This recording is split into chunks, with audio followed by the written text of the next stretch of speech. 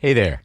Matthew Lientz was an engineer at Boeing for decades, and not to stereotype engineers or anything, but he's not super demonstrative. Like, when I ask him to tell me the story of how he almost died, this is how he begins. When my merry-go-round started, I was 56 and I'm 72 now. Oh, yeah, it was pretty crazy. That's Matt's wife, Diana. Matt will tell you he would never have survived the merry-go-round without her. We'll let him get the story going. I worked for Boeing for over 34 years, and one day I had a pain in my lower right side. A pal of his had his appendix burst, a real mess. Matt wanted to avoid that.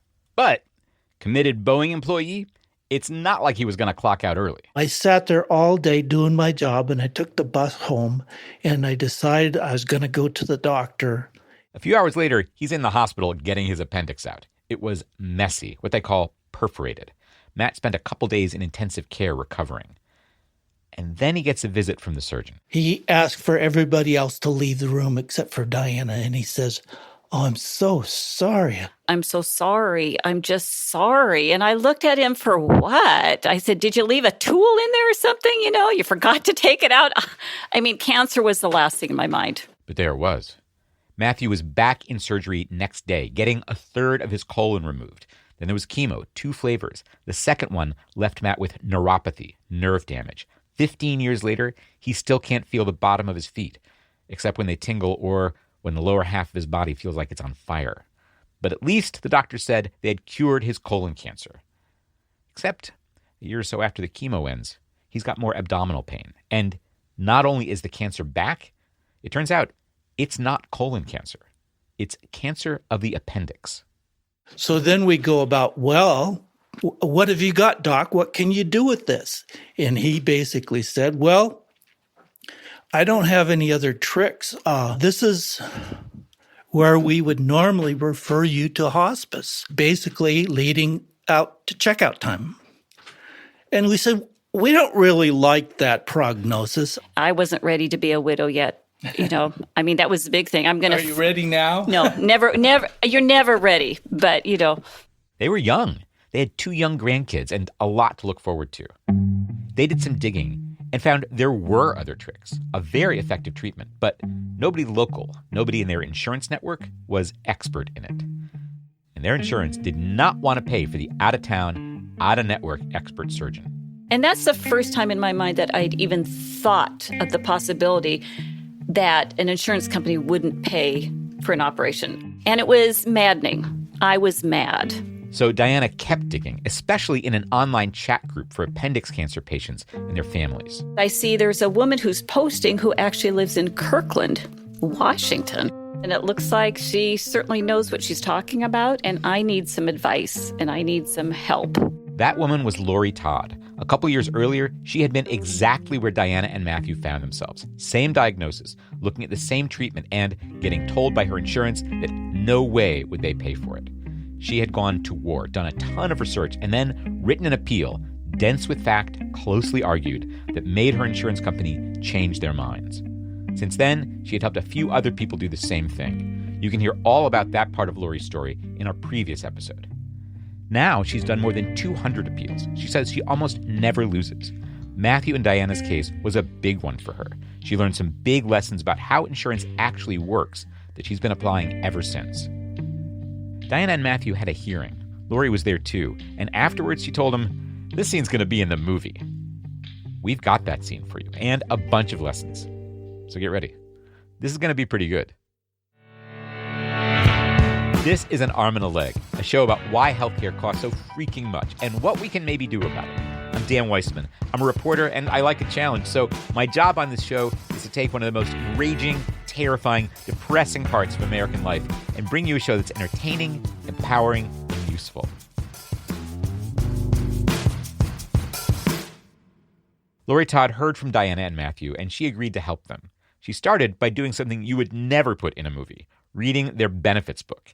And she came across some unfamiliar language. I said, this is a self-funded plan, administrator, la. And I said, wait a minute, what is that? Yeah, what's a self-funded plan? Laurie went down the rabbit hole on Google, and here's what she found. If you're in a self-funded plan, the insurer is no longer insuring you. They aren't actually paying for your medical treatments. In a self-funded plan, the employer pays for all your medical treatments.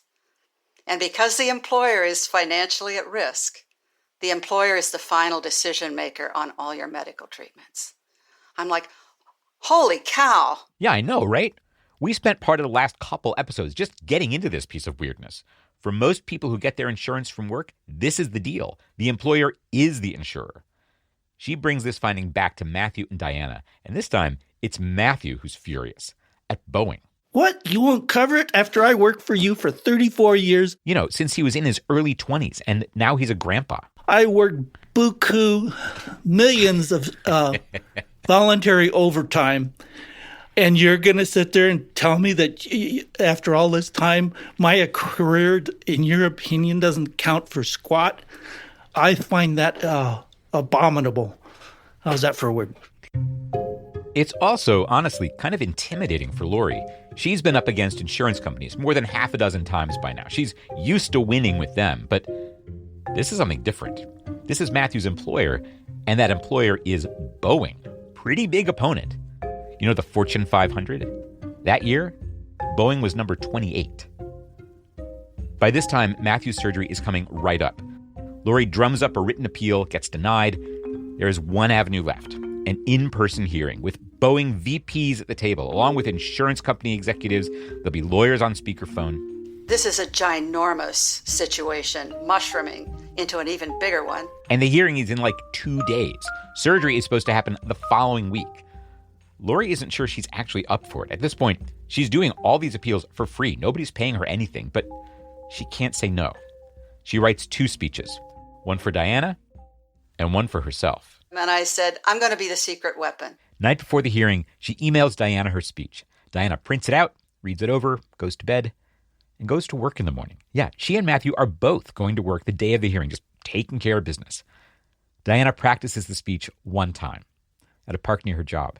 I did my presentation to the trees and said my prayers and said, okay, I'm going to speak and out's going to come what they need to hear. I came back to our house and, freshened up. Laurie showed up and away we went. It was just boom, boom. It was the first time they'd met Laurie in person. We had a good coach, and this was fourth quarter and 5 minutes left. And we sat down at the table, kind of synchronizing watches and whatnot. And Matthew piped up and he said, wait a minute, I'm the patient. Do I get to say something too? And I said, yeah, sure. I said, but Matthew, you're an engineer, and I want you to talk like an engineer. I said, no emotion, no angry, no pissed off. I said, just state your case and get out. Can you do that? Did I do it? He said, yeah. You did, absolutely. You did beautifully. Okay, that's getting ahead of ourselves. After the break, we're basically going to take you inside that conference room because those speeches Laurie Todd wrote for herself and for Diana, she still has them. And we will be hearing her and Diana read aloud from them for the first time since that day. That's right after this. This episode of An Arm and a Leg is produced in partnership with Kaiser Health News. That's a nonprofit newsroom that covers healthcare in America. Kaiser Health News is not affiliated with the healthcare giant Kaiser Permanente. We'll have a little more information on Kaiser Health News at the end of this episode. Diana, Matthew, and Laurie drive together to the hearing at the insurance company headquarters. And it was like a gleaming 3-story spaceship out there. And I said, look at that. That's where your monthly premiums are going.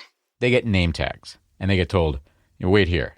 We'll call for you when we're ready. Finally, a gal came and ushered us up to the top floor. And we walked up to these 2 massive doors, which then swung open. And we looked in on the biggest, hugest conference table you've ever seen in your life. And all these women dressed in business attire staring at us like a herd of deer. They really didn't say much. They just said, okay, kind of like the floor is yours. Matthew was up first. Both Laurie and I, we knew our speeches, but we had absolutely no idea what Matthew was going to say when he was going to say it. I winged it.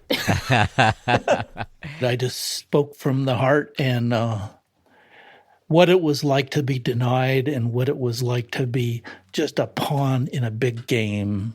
He called the company's decision extremely cruel. He'd put in 34 years. He said this did not seem like a great way to get and keep loyal workers. Laurie remembers he wrapped up by saying he just wanted to be able to retire, ride his bike, tend his garden, and see his grandkids grow up. Matthew leading it off was powerful. What he shared really set the tone for Laurie in my speeches. Diana talked for 15 minutes, and she just laid out all the facts. Matthew was diagnosed with appendix cancer in August of 2005. Including the misdiagnosis. Appendix cancer is not colon cancer, and it should absolutely not be treated like colon cancer. Matthew underwent 6 grueling months of chemotherapy. And the further misdiagnosis later when Matthew's cancer came back and he started feeling lousy again. A neurologist told Matthew that it was all in his head, and so he prescribed him an antidepressant. Building the case. We tried things your way. And when we found the treatment that would work, you denied it, saying it was investigational. I will prove that this assertion is not supported by facts. And that Blue Cross Blue Shield, which Matthew's plan is part of, has paid for this exact procedure before from out-of-network docs. All that we ask is the same consideration and coverage which has been given to other Blue Cross Blue Shield members. But Blue Cross Blue Shield is a family of companies. Had this one in Washington State called Regents ever paid for it? Diana had put that question to an online support group. Within an hour, I received a reply. We heard from the family of Jennifer. Jennifer has Matthew's exact same diagnosis and his exact same insurer, Boeing's self-funded plan run by Regents Blue Cross. I was shocked. Regents had told me they had never paid for this before. And yet here we are. We just found someone that you currently are paying for. And if you didn't know you're paying for this, I suggest you look through your files. At this point, Diana recalls the woman who was chairing the meeting started doing exactly that. She starts thumbing through every single paper she had. She was looking to the person to her right. She was looking at the person to her left. I thought, okay, we've got him on the run there. Diana wasn't done. Jennifer had waited too long, and she was unlikely to live. And she was spending months in the hospital, racking up bills that were way more than this surgery, bills that her insurance, Matthew's insurance, Boeing, would pay. Diana broke down all the numbers, how much Matthew's surgery would cost, the fact that Blue Cross had a contract with the hospital, so the surgeon's fee was just about the only issue, financially speaking. I regret the urgency of the timing, but we have been consistently and continuously delayed ever since we first requested this treatment over a month ago. We need to have this process completed by the close of business tomorrow, as Matthew's scheduled in Washington, D.C., just 6 days from now. Thank you very much for your attention and consideration of our case. And then up pipes Laurie Todd, the secret weapon. She had been sitting there unannounced, looking like a friend who tagged along to give moral support. I believe that I have something to add to this discussion. I was diagnosed with appendix cancer in March 2005. Laurie had the same diagnosis as Matthew. She got the same treatment he was seeking from the same doctor, even though her insurance company initially hadn't wanted to pay for it. If I had done what my insurer told me to do, I would be in the nursing home by now, with no stomach, no colon, on intravenous nutrition, dying a hideous and protracted death from appendix cancer. But here she was, looking pretty healthy. I run a mile a day. I see no doctors. I take no medications. I'm fine. She also said the end-of-life care she would have needed, frequent doctor visits, long hospital stays, would have cost a ton more than her surgery. I figure I've saved my insurer at least $1.5 million by now. They should give me a medal. She's like, we all want a good outcome here, and it also happens to be cost-effective. I moved heaven and earth to save one precious life, my own. And I will do the same for Matthew, because his life is as precious as mine. Thank you. Boom. Then came the part Diana had been dreading. Time for the lawyers to ask questions. Lawyers at the table, lawyers on the phone from Idaho, from Oregon. So there were no questions at the board table, but so then she starts asking, like, Oregon, Do you have questions? Idaho, do you have questions? I mean, there was a pause. There was none. They had no questions. And then also looking around as I was actually even giving this speech, I saw some of the ladies there having tears in their eyes. And I thought, you know what? We're getting to them. We're getting to their hearts. And they really were listening. Then afterwards, when we got up to leave, a number of them came up, gave Matthew a hug. They gave me a hug. And, I thought, wow, I think something powerful has just happened here. They didn't get an answer right away, of course. They had said they needed one by close of business the following day, and that's when it came. The answer was yes. In the 14 years since then, Laurie Todd has gone on to help hundreds of other people with similar appeals. Still, she finds it emotional to relive this particular day. It doesn't get any more real than that, what we did. It's real. And now we get to feel it again from the perspective of 14 years later. Yeah, it's what we hoped and dreamed for 14 years ago. This is the moment that we were looking forward to, that we could share our story, that we could, tell people what we went through. And the outcome could have been so different. And then you fast forward to say, look at these 14 years that we've gotten. It's just really a blessing. Matthew is clear. He owes his life to Diana for finding the treatment, for finding Laurie. I was in no shape to do this kind of internet searches. I was kind of like a wimp on the couch. 14 years later, he's got the things he told those Boeing executives he wanted. A chance to work his garden, ride his bike. With the neuropathy, I still ride bike, not near as often. I still have a John Deere. I try to maintain 5 acres and still have grandchildren to take care of. And one is a junior in college, and the other one's learning how to drive a car. I've been waiting to get to the golden years. I haven't figured out what age that is because I haven't seen the gold yet. Out in that 5 acres somewhere. There's gold out there somewhere. Yeah. Years after his surgery, Matthew still sees an oncologist every once in a while just to check. So far, so good. No new cancer. He says on a recent visit, he asked the doc a pointed question. I was curious, how many patients have you had with this variety of cancer? And he says, all 30, maybe 30. And I says, well, out of that 30, how are they all doing? And he says, well, they're all dead except for you. And from the way that doctor answered Matthew and Diana's next question, it sounded like none of those 30 people had gotten the treatment Matthew got from a surgeon who specializes in it. So that conversation is the ultimate vindication of the fight that Matthew and Diana and Laurie undertook. It's a stark reminder of how high the stakes were. And it illustrates the lessons that they all took away. You have to fight for your own life. You can't rely on the system to watch out for you. Important aspect that other people need to learn is because the doctor tells you something doesn't make it in the gospel. Matthew's doctors told him at the beginning that he had colon cancer when he didn't. When his cancer came back, they told him it was in his head, prescribed him antidepressants. The testimony Laurie Todd wrote for Diana to give in that hearing unpacked a lot of medical mistakes. And that is one part of Laurie's method. Document that you've tried things their way and you've done your own homework. You heard how emotional those appeals were, but what you might not have noticed was how carefully structured the argument was. Diana's testimony was primarily a recitation of facts, carefully arranged to make a point. If you caught our last episode, you might remember hearing Laurie Todd say this. Every insurance appeal is a contractual dispute. And one important underpinning of her method is you are illustrating to the other side what your argument would sound like if this ever went to court. There's no law that says any employer has to pay for your kid's brain surgery. And so we're out in the Wild West here. But the only thing they're somewhat afraid of is liability. Like if they said no to that brain surgery and your kid died, and there's this whole record where they denied treatment after you'd made this kind of case. She says hinting at what that lawsuit would look like, that is what gets results. And you have to be very subtle about how you hint at it, obviously. Subtle because the other side, whether it's your insurance company or your employer, has access to a lot of lawyers. You're not trying to pick a fight until you know exactly how you plan to win it.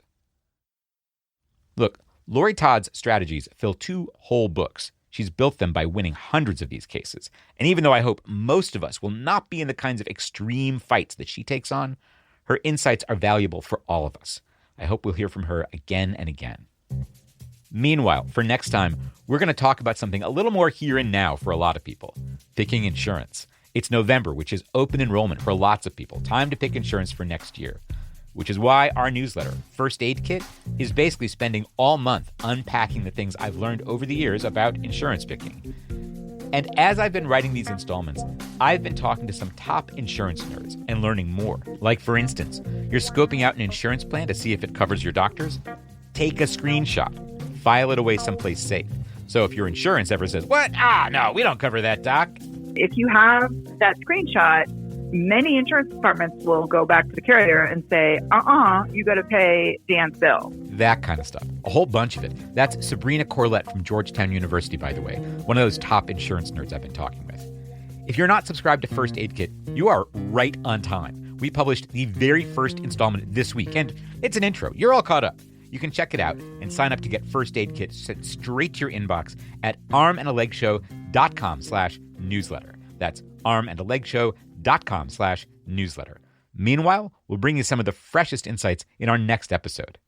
We're able to do this because you have been supporting us, and right now is the perfect time to do it. In November and December, a campaign called Newsmatch matches every dollar that you pitch in. In fact, if you make a monthly pledge, say $5 a month, they will match a full year's worth up front. Yeah, you pledge $5 a month, they give us $60.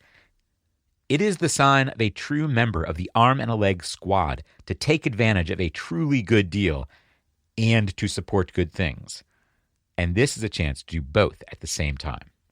The place to go is armandalegshow.com/support. armandalegshow.com/support. Thanks for listening. I'll catch you here soon. Till then, take care of yourself.